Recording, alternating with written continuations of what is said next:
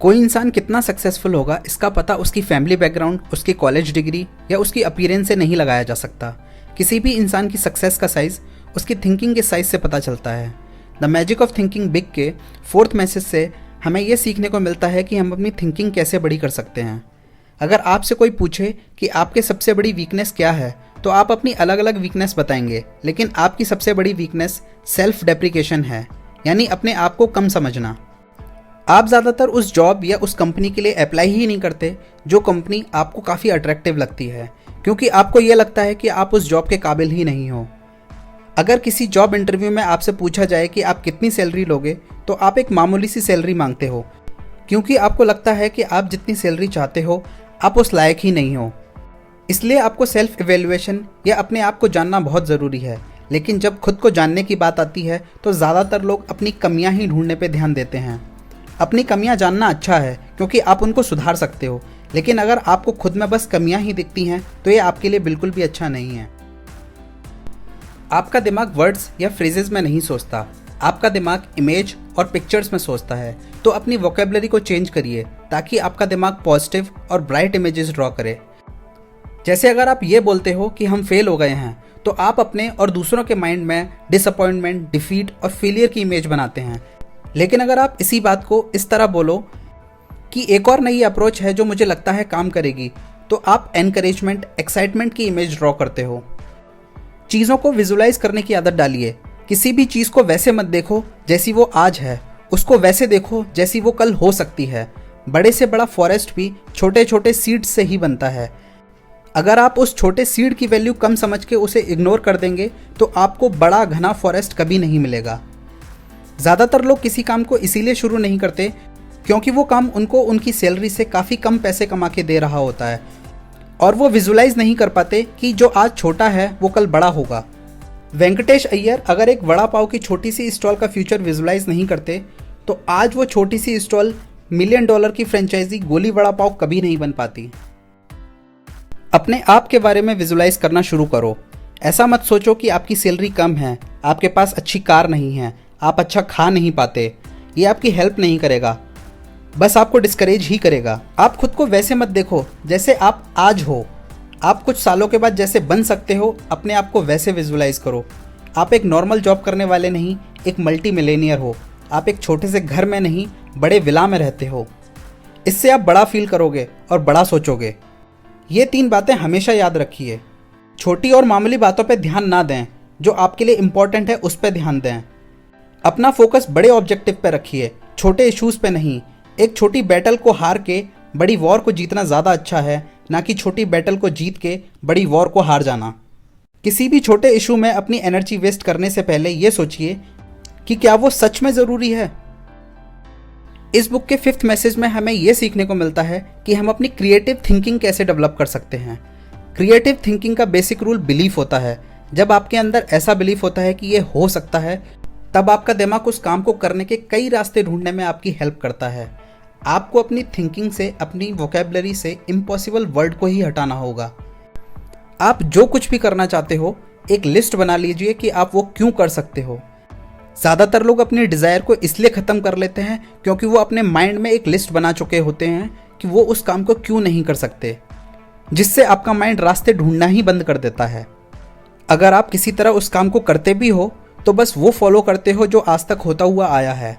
Traditional thinking आपके mind को paralyse कर देती है क्योंकि आप सोचते ही नहीं हो कि इसको करने के कई और भी बेहतर तरीके हो सकते हैं। आपको लगता है कि ये कई सालों से ऐसे ही होता हुआ आ रहा है, तो क्यों नई अप्रोच में रिस्क लिया जाए। अगर टैक्सी सर्विसेज को ट्रेडिशनल तरीके से ही किया जाता तो जो रिवॉल्यूशन ओला उबर टैक्सी सर्विसेज में लेके आई हैं वो कभी नहीं आ पाता। किसी भी काम को करने का कोई एक तरीका ही बेस्ट नहीं होता, उस काम को करने के कई तरीके होते हैं, या यूं कह लीजिए जितने क्रिएटिव माइंड होते हैं उतने ही बेस्ट तरीके होते हैं। अगर आप ट्रेडिशनल थिंकिंग से अपने माइंड को फ्रीज कर दोगे तो आपके माइंड में कभी नए आइडियाज़ जनरेट ही नहीं होंगे। आप अपनी क्रिएटिव पावर को ख़त्म कर दोगे। आप 3 तरह से इससे फाइट कर सकते हो। न्यू आइडियाज़ को वेलकम करिए। ये बिल्कुल मत बोलिए कि ये आइडिया काम नहीं करेगा या ये आइडिया बेकार है। अपने आप को सबसे स्मार्ट मत दिखाइए। एक्सपेरिमेंट करते रहिए। फिक्स्ड रूटीन को तोड़ के नई चीज़ें एक्सप्लोर करिए। अलग अलग कामों में अपना इंटरेस्ट डेवलप करिए। क्रिएटिव थिंकिंग के लिए आपको हर रोज अपने आप को इम्प्रूव करना होगा। हर रोज आपको अपने आप से पूछना होगा कि आप और कैसे बेहतर बन सकते हैं, आप और कैसे बेहतर कर सकते हैं। हर सक्सेसफुल इंसान ये जानता है और वो हमेशा यही ढूंढता रहता है कि वो और बेटर कैसे कर सकता है। सक्सेसफुल इंसान ये कभी नहीं पूछते कि क्या मैं इसे कर सकता हूँ, वो हमेशा ये पूछते हैं कि मैं इसे कैसे कर सकता हूँ।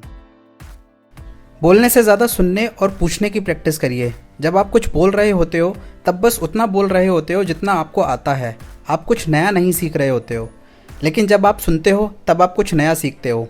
हर बड़ा इंसान सुनने पे ज़्यादा फोकस करता है, बोलने पे नहीं। इस बुक का 6th मैसेज है, आप वही हो जो आप अपने बारे में सोचते हो। आपने अपने फ्रेंड्स या अपनी फैमिली में ऐसे कई लोग देखे होंगे जिनसे कॉन्फिडेंस, लॉयल्टी झलकती है, लेकिन ऐसा हर किसी के साथ नहीं होता। इसका रीज़न आपकी थिंकिंग ही है। दूसरे लोग आपको वैसा ही समझते हैं जैसा आप खुद अपने बारे में समझते हो। अगर आप चाहते हो कि लोग आपकी रेस्पेक्ट करें तो सबसे पहले आपको ऐसा फील करना होगा कि आप रेस्पेक्ट डिज़र्व करते हो। सबसे पहले आपको अपनी खुद की रिस्पेक्ट करनी होगी। याद रखिए कि आपकी अपीयरेंस आपके बारे में बहुत कुछ बोलती है। अपनी ड्रेस पे ध्यान दीजिए, अच्छे कपड़े पहनिए, अच्छे दिखिए। जब आप अच्छे दिखते हो तो अच्छा फील करते हो, जो आपको अच्छा सोचने में हेल्प करता है। आपकी बाहरी अपीयरेंस आपके मेंटल कॉन्फिडेंस को इम्प्रूव करती है। दूसरे लोग आपकी अपीयरेंस से ही आपको इवेल्युएट करते हैं, इसीलिए अच्छे कपड़े पहनिए और सही कपड़े पहनिए। अगर आपको लगता है कि आप अच्छे कपड़े अफोर्ड नहीं कर सकते तो कम कपड़े खरीदिए, लेकिन अच्छे खरीदिए। हमेशा अपने काम की वैल्यू करिए। हमेशा ऐसा सोचिए कि आप जो काम करते हो उस काम की काफ़ी इंपॉर्टेंस है। एक बार 3 कंस्ट्रक्शन वर्कर्स से पूछा गया कि आप क्या काम कर रहे हो। पहले ने रिप्लाई दिया कि मैं वॉल कंस्ट्रक्ट कर रहा हूँ। दूसरे ने बोला कि मैं काम कर रहा हूँ जिसके मुझे $10 पर आवर मिलते हैं। लेकिन तीसरे ने बोला कि मैं दुनिया का सबसे बड़ा कैसल बना रहा हूँ। तीनों कंस्ट्रक्शन वर्कर एक जैसा ही काम कर रहे थे, लेकिन तीनों के माइंड में अपने काम की वैल्यू और इम्पोर्टेंस अलग अलग थी। अगर आप अपने काम की वैल्यू नहीं करेंगे तो आपकी कंपनी या आपका बॉस भी आपके काम की वैल्यू नहीं करेगा। अगर आप अपनी करंट जॉब को इम्पोर्टेंट नहीं मानेंगे तो आप अपनी नेक्स्ट जॉब में भी प्राइड फील नहीं करेंगे। अपने आप को रोज़ याद दिलाइए कि आप जो भी बनना चाहते हो या जो भी करना चाहते हो आप वो हो, और इस थिंकिंग के साथ अपना हर काम करिए। अगर आप एक सेल्समैन हो तो हर सेल्स कॉल से पहले अपने आप को बोलिए कि आप टॉप मोस्ट सेल्समैन हो, मुझे इस कॉल के बाद ज़रूर रिजल्ट मिलेगा। अपने आप को प्रेज करने की प्रैक्टिस करिए। अपने आप में एक ऑनेस्ट और बहुत ही स्ट्रॉन्ग बिलीफ रखिए, क्योंकि यही ऑनेस्टी और कॉन्फिडेंस दूसरे लोग आप में देखेंगे। उम्मीद है आपको इस वीडियो से काफ़ी कुछ सीखने को मिला होगा। तो वीडियो को ज़्यादा से ज़्यादा लोगों के साथ शेयर करें, चैनल को सब्सक्राइब करें और कमेंट करके अपने थॉट्स जरूर शेयर करें। अगर आप इस बुक को पढ़ना चाहते हो तो डिस्क्रिप्शन बॉक्स में दिए हुए Amazon एफिलिएट लिंक से परचेज कर सकते हैं। इस बुक की नेक्स्ट लर्निंग के लिए मिलते हैं नेक्स्ट वीडियो में। Signing off, Praveen.